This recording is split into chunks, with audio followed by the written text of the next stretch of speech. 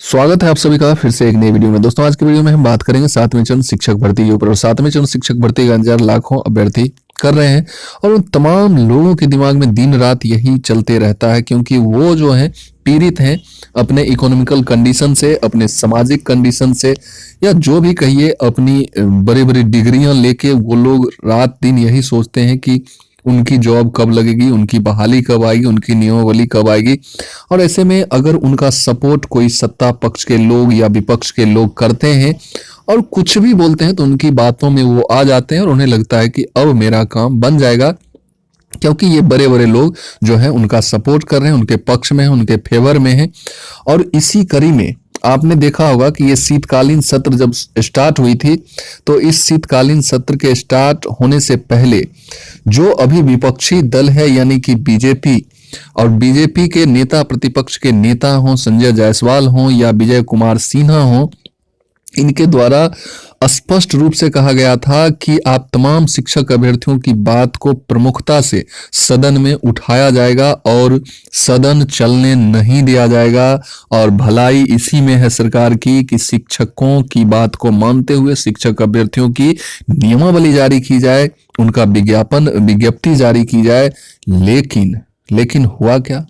सदन जैसे ही चलना स्टार्ट हुआ 13 तारीख से, और इसमें सदन में देखा गया कि आपकी बात जो है, शिक्षक अभ्यर्थियों की बात जो है वो गौन हो गई, वो मुद्दा खत्म हो गया।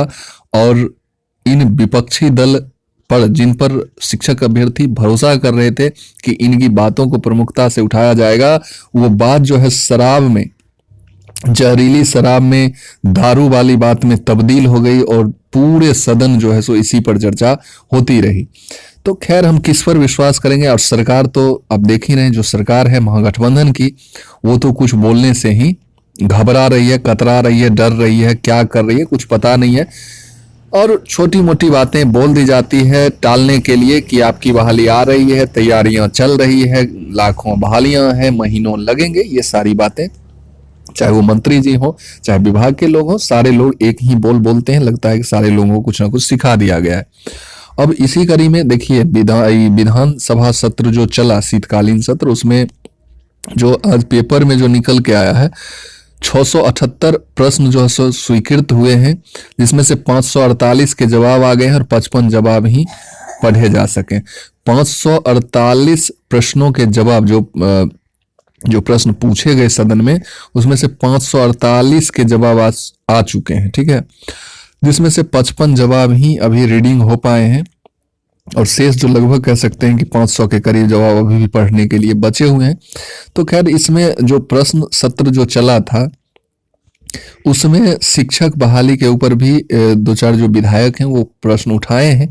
तो ये जवाब जब स्पष्ट रूप से सामने निकल के आएगी तो ये आपका स्पष्ट हो जाएगा कि सत्ता पक्ष के द्वारा जो है सो शिक्षक बहाली के ऊपर क्या कुछ जवाब आया। आप देखे होंगे कि 55 जवाब ही पढ़े जा चुके हैं, और लेकिन ये 678 जो प्रश्न पूछे गए और जो स्वीकृत हैं, इसमें पता नहीं शिक्षकों के ऊपर और शिक्षक बहाली के ऊपर भी कोई प्रश्न होंगे जो स्वीकृत हुए होंगे। तो ये देखना जरूरी होगा और इंतजार करना होगा, क्योंकि 548 प्रश्न में से 55 प्रश्न ही अभी पढ़े जा चुके हैं। लेकिन मैं ये जरूर कहूंगा कि ना तो सत्ता पक्ष जो है शिक्षक बहाली के ऊपर कुछ पॉजिटिव सोच रही है और ना ही विपक्षी, क्योंकि ये बड़े बड़े बात सिर्फ करते हैं सदन से बाहर, विपक्षी जो भी हैं, लेकिन सदन में जाने के बाद ये शिक्षक बहाली के ऊपर मौन हो जाते हैं, कुछ भी करने के लिए तैयार नहीं होते। क्योंकि आप तमाम शिक्षक अभ्यर्थी स्पष्ट रूप से देख चुके हैं कि ये जो शीतकालीन सत्र चला, इसमें बीजेपी के किसी भी लीडर के द्वारा जो है शिक्षक बहाली के ऊपर कुछ भी नहीं किया गया, और शिक्षक बहाली के बदले सदन को इस बात में तब्दील कर दिया गया कि पूरा जो सत्र चला, ये शीतकालीन सत्र, उसमें सिर्फ और सिर्फ जहरीली शराब, तो शराब से मौत होने वालों को मुआवजा, यानी कि शिक्षक बहाली की चर्चा कहीं हुई ही नहीं।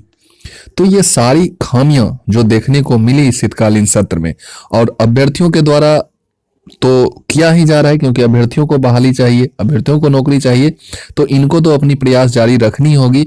और ये लोग बेचारे प्रयास अपनी जारी रखे भी हुए हैं। आप अगर देखिएगा तो लगातार जो लाठियां चार्ज हुई हैं पुलिस के द्वारा, जो बर्बरता की गई शिक्षक अभ्यर्थियों के साथ, उसके अगेंस्ट में ये लोग लगातार, आप सीतामढ़ी की बात कर लें, छपरा की बात कर लें, सारण की बात कर लें, भागलपुर की बात कर लें, तो तमाम जिले के जो अभ्यर्थी हैं अपने अपने तरीके से अभी भी अपनी मांग को रख रहे हैं, अपना प्रदर्शन जारी रखे हुए हैं। यहाँ आप पिक्चर में फोटो में देख सकते हैं और पेपर्स के माध्यम से भी बहाली में अगर मत मान लीजिए बहाली में देरी पर शिक्षक अभ्यर्थियों में आक्रोश है और सीटेट बीटेट उत्तीर्ण अभ्यर्थियों ने बैठक में आंदोलन का लिया निर्णय। और फिर से ये लोग मानने वाले नहीं है, ये लोग छोड़ेंगे नहीं, क्योंकि ये लोग पढ़े हैं और मेहनत से सीटेट और बीटेट क्वालिफाई किए हैं। ऐसा नहीं है कि कहीं से डिग्री खरीद ली गई है। इन लोगों का जो है सो जमीन गिरवी रखी हुई है, किसी के माँ के जेवर जो है सो गिरवी रखे हुए हैं और तब जाके ये लोग डिग्री पाए हैं। और डिग्री पाने के बावजूद भी इन्होंने एक कंपटीशन कह सकते हैं कि जो सीटेट बीटेट होता है, एक प्रतियोगी जो परीक्षा है, उसे इन्होंने क्वालिफाई किया है और उसमें मेहनत लगती है। ऐसे ही कोई सीटेट बीटेट क्वालिफाई नहीं कर जाते, क्योंकि जो लाखों वैकेंसी भरी जाती है उसमें चंद लोग पास करते हैं। इसका मतलब है कि उस कंपटीशन में भी एक क्वालिटी है और उस क्वालिटी को फेस करके ये लोग आए हैं। तो इनकी बहाली और इनकी बातों को सरकार को तो मानना ही पड़ेगा और ये लोग अपने कार्य में लगे भी हुए हैं। आप देख सकते हैं कि विभिन्न संगठनों के द्वारा भी जो है सो शिक्षक अभ्यर्थियों की मांग को लेकर और शिक्षक बहाली को लेकर जो है सो बातें उठ रही हैं। और जैसे कि यहाँ आप देख सकते हैं Bihar state Urdu teachers association के द्वारा जो डायरेक्ट मुख्यमंत्री जी को एक पत्र लिखा जाता है, जिस पत्र में राज्य के प्रारंभिक विद्यालयों में 7वें चरण की शिक्षक नियुक्ति के संबंध में मांग की जाती है। तो ये पत्र भी आप पढ़ सकते हैं या पढ़े होंगे। तो ये Bihar state Urdu teacher association के द्वारा प्राइमरी टीचर के लिए खास करके जो है सो लेटर मुख्यमंत्री जी को लिखा जाता है और उसमें प्राइमरी टीचर की बहाली जो है 7वें चरण की उसकी मांग की जाती है। तो ये सारे कार्यक्रम जो है सो अभ्यर्थियों के द्वारा किए जा रहे हैं। लेकिन कहीं ना कहीं इसमें क्या होता है कि सत्ता पक्ष के जो लोग हैं या विपक्ष के लोग हैं, उनकी भी सकारात्मक सोच होनी चाहिए। और ये लोग अगर बहाली करना चाहते हैं तो फिर क्यों नहीं विज्ञप्ति दे रहे हैं। और अगर बीजेपी वाले भी अगर अभ्यर्थियों के पक्ष में है तो फिर ये लोग सदन में क्यों नहीं बातें उठाएं।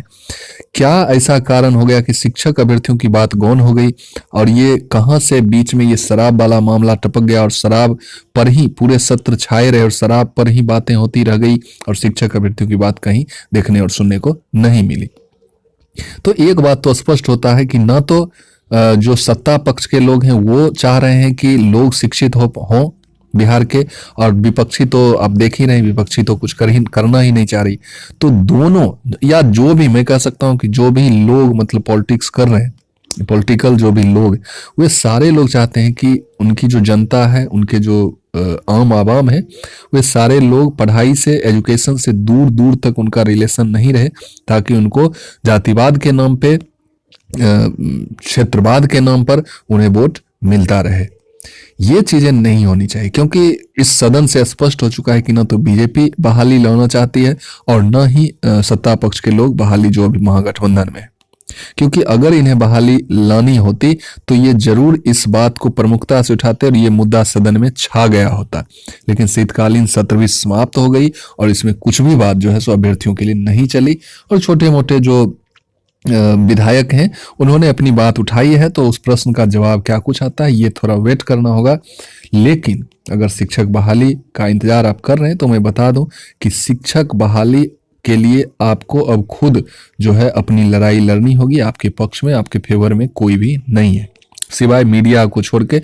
मीडिया आपकी बात जरूर उठाते हैं, लेकिन कई मीडिया ऐसे भी हैं जो सरकार के फेवर में है और सरकार, जैसे कि पेपर के माध्यम से ही आप देख रहे होंगे कि इसी वर्ष, इसी महीने, इसी तारीख ऐसा न्यूज जो है सो सिर्फ और सिर्फ आपको बरगलाने के लिए आते रहता है, ताकि आप शांत बैठे रहें और इस उम्मीद में रहें कि अब बहाली मेरी आ जाएगी, और आपकी बहाली नहीं आएगी और इसको टालते रहेंगे ये लोग।